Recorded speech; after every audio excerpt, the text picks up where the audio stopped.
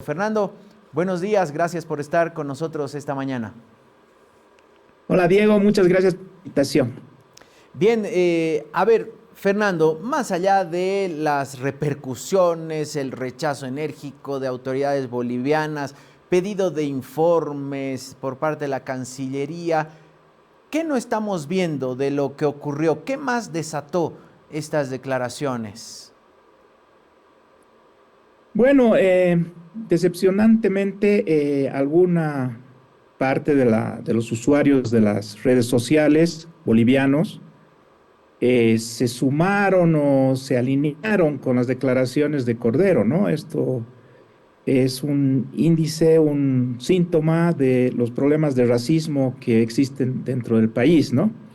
El mismo hecho de que, por ejemplo, tu anterior entrevistado y otros un poco rehuyan la palabra racismo para referirse a las posiciones de la diputada Cordero, indica cuán delicado y cuán complejo es esta lacra, este problema en el país, ¿no? Porque evidentemente se tratan de declaraciones racistas que buscan inferiorizar a un colectivo humano, en este caso los bolivianos, a partir de una suposición pseudocientífica que está ampliamente demostrada como falsa. Es un tipo de racismo que era muy predominante en en las primeras décadas del siglo XX, el racismo científico, que sostenía que determinados seres humanos no tenían las mismas condiciones intelectuales que otros por diferentes motivos, ¿no? Había un determinismo geográfico, se desconfiaba o inferiorizaba a los habitantes de las zonas calientes, por ejemplo. En este caso es contra gente que vive en la altura.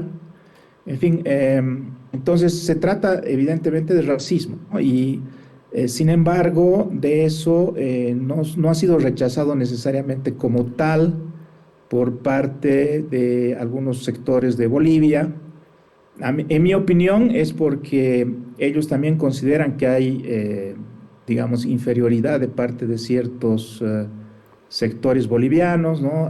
Ha empatado, se ha articulado con el racismo antiindígena que existe dentro del país, porque había muchos comentarios en sentido de que por culpa de gente como Evo o como Lara, ¿no? Es decir, personas que no tienen blanquitud, es que los chilenos pueden decir eso de nosotros, por culpa de los masiburros, ¿no? Van a opinar que todos los bolivianos somos igual, en fin, ese tipo de expresiones que eran bastante numerosas en las redes sociales, o las risas que causaba este video que estás tú poniendo ahora de parte de usuarios bolivianos, estaba mostrando pues una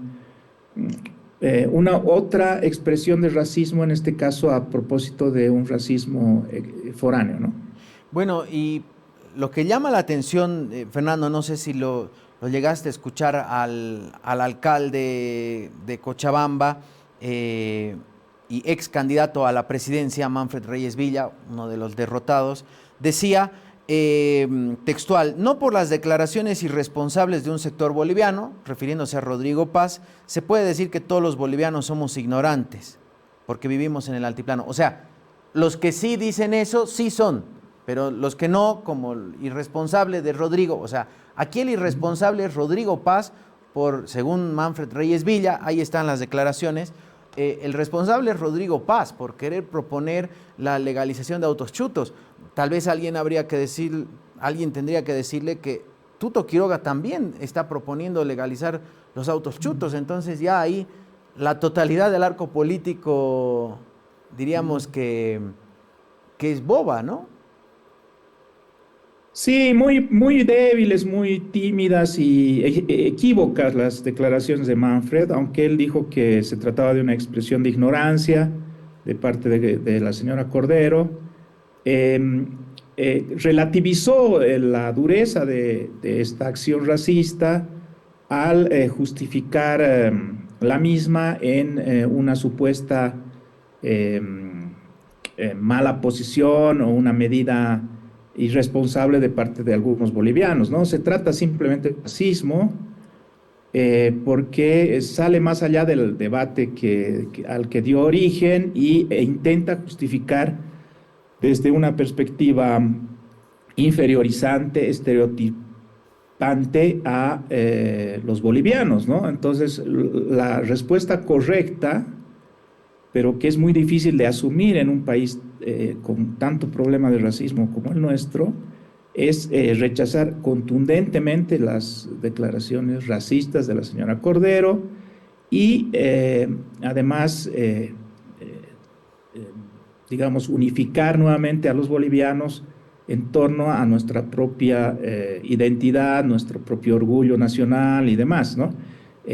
Al margen de cuál sea el pretexto con el cual se haya comenzado este debate, eh, la, la, el pasar, digamos, al nivel de la denigración del conjunto de los bolivianos solo debería merecer un rechazo contundente de los bolivianos. Es verdad lo que tú has dicho, que no se trata tampoco de una posición de Chile, no hay que plantear esto más que en la medida en que realmente existe, que es una posición marginal de un extremista política muy cuestionada además dentro de Chile, en fin, pero que debe ser no por eso no debe ser rechazada y que en esos términos, y no más allá de eso tampoco, eh, debe, debería responder Bolivia de una manera unánime, como un bloque, ¿no? Pero eso no ha ocurrido y eso es lo que me interesa a mí, que es sintomático de lo que nos pasa a nosotros, ¿no? Eh, eh, Alguna gente cree que realmente Cordero tiene razón, ¿no?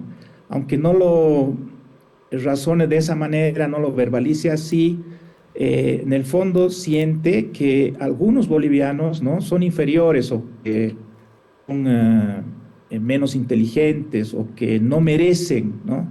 Ser parte de la civilización, ¿no? Del nivel que se alcanza en otros países, en el debate de los problemas, en fin. Entonces, eso, claro, con la facilidad que la red para que los sentimientos reales se expresen de una manera más o menos anónima, es lo que nos debe preocupar porque obviamente por un lado no dice nada bueno de nuestra unidad nacional, ¿no? Por ejemplo, los periódicos bolivianos, ¿no?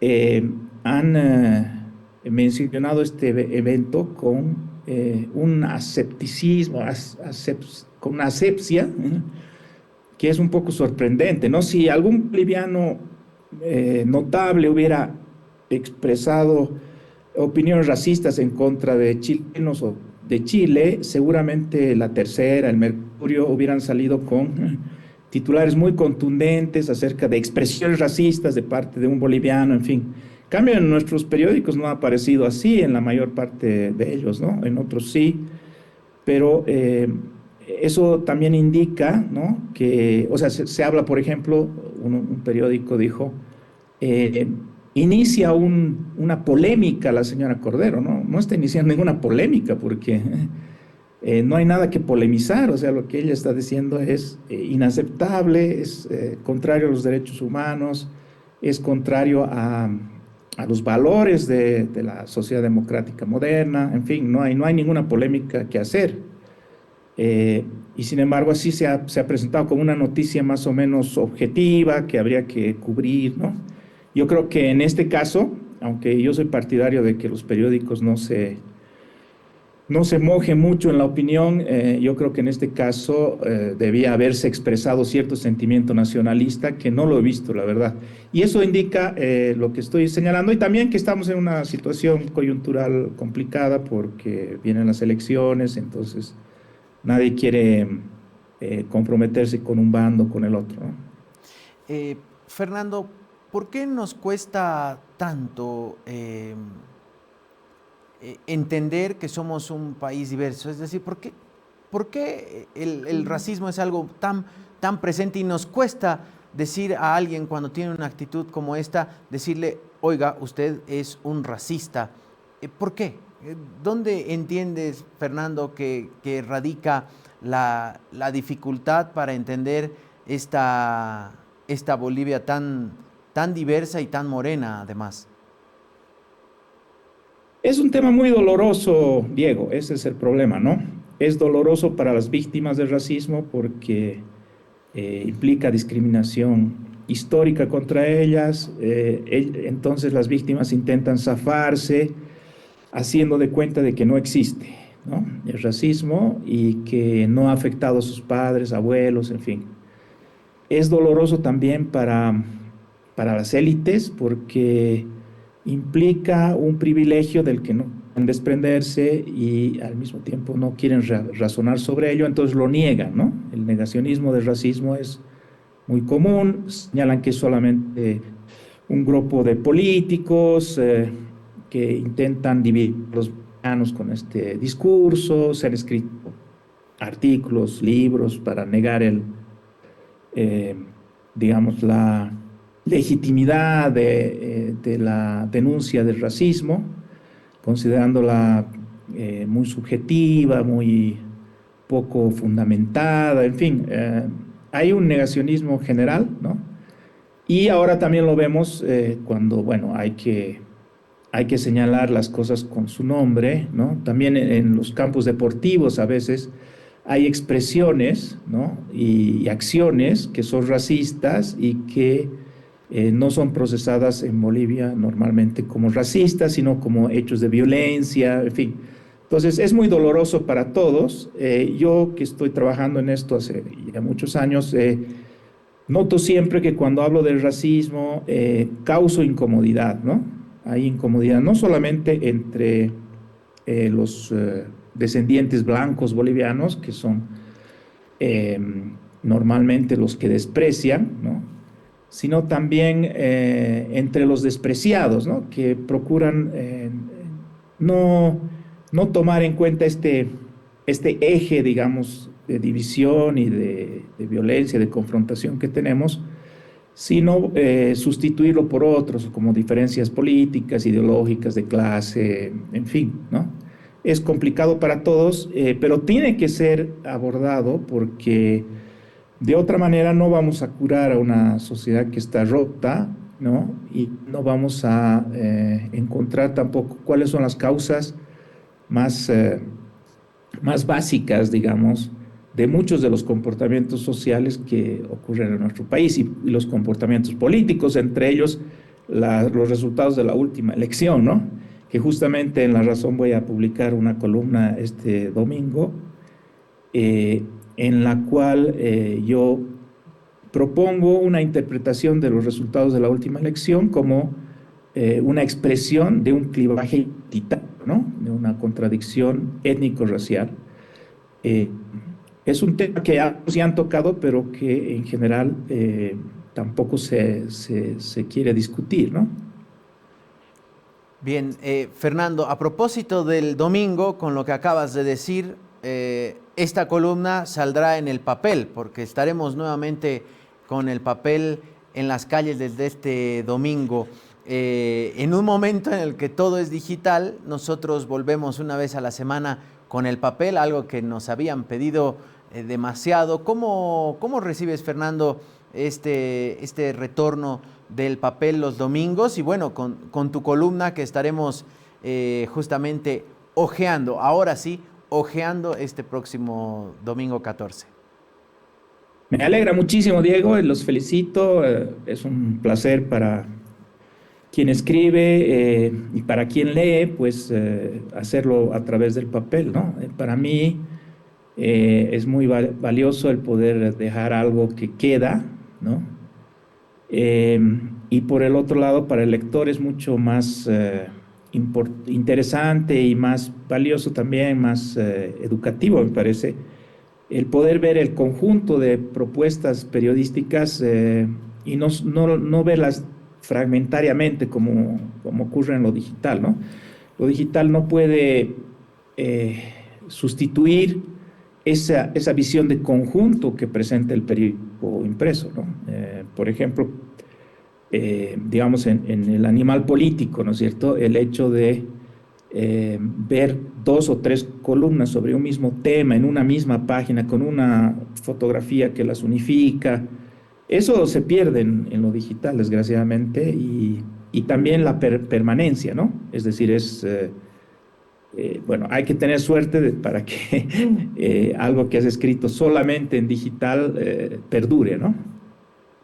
Sin lugar a dudas. El, Fernando, peri- el peri- el periódico se queda ahí, se va a quedar en la colección de La Razón, sí, en las bibliotecas, por muchísimos años, ¿no? eso es lo lindo. Y hay mucha gente que colecciona además, ¿no? Recorta y hace su propia hemeroteca y claro, ellos estarán contentos con este retorno al papel. Gracias, Fernando. Un placer. Estaremos atentos a la columna para hojearla con un buen café el domingo. Así que la invitación para que repitamos esta charla. Gracias, Fernando. Cuando quieran, Diego, un abrazo. Fernando Molina, periodista, escritor y columnista de La Razón.